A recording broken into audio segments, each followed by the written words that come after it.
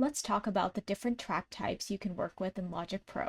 To create a new track, click on Tracks and then New Tracks, and you'll see 4 different types of tracks: MIDI, pattern, session player, and audio. Let's start with audio tracks.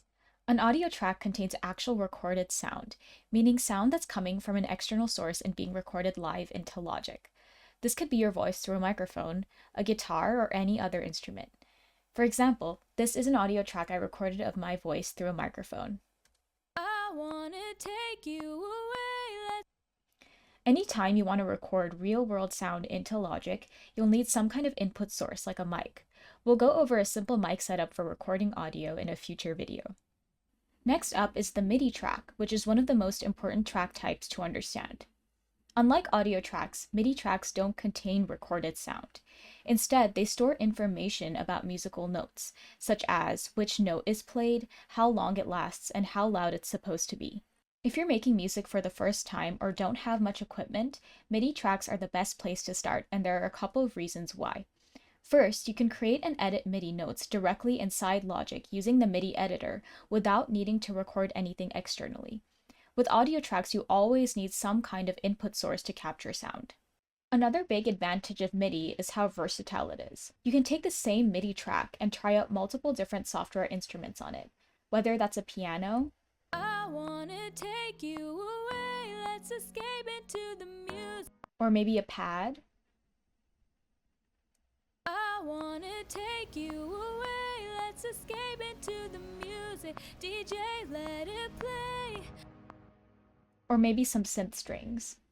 I wanna take you away. Let's escape into the music. DJ, let it play.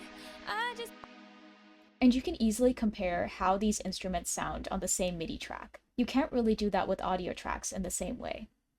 Now, let's talk about pattern tracks. Pattern tracks are actually a type of MIDI track, but they work a little differently. They're designed for creating structured, repeating patterns using a tool called the step sequencer. With pattern tracks, MIDI notes are placed into a grid-like layout that spans a fixed number of bars, which makes patterns easy to reuse throughout your project. Even though you can use the step sequencer with pretty much any MIDI instrument, I personally find it to be the most useful when creating drum patterns.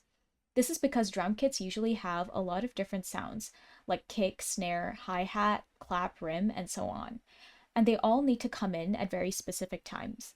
The step sequencer makes this super efficient by laying out each drum sound as its own row in the grid, so you can just click in the beats that you want. This is an example of a simple beat pattern.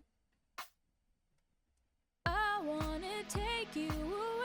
Let's escape into the music. DJ, let it play.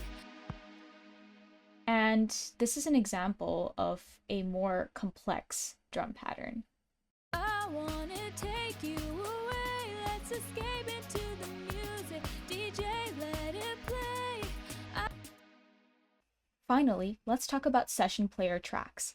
The session player is a feature in Logic that helps you create more realistic human-sounding performances for instruments like drums, bass, and keyboard. These tracks come with a bunch of presets, and you can adjust characteristics of the performance like complexity, intensity, and fill amount to match the vibe of your song.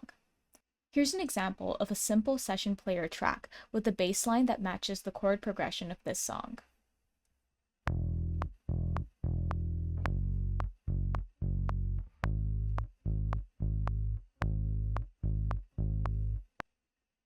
Here's how it sounds with the rest of the song. I wanna take you away. Let's escape into the music. DJ, let it play. Although session player tracks aren't as customizable as regular MIDI or pattern tracks, they're great for adding a more natural feel to your music and making your song sound less robotic, especially if you want something quick that still feels musical.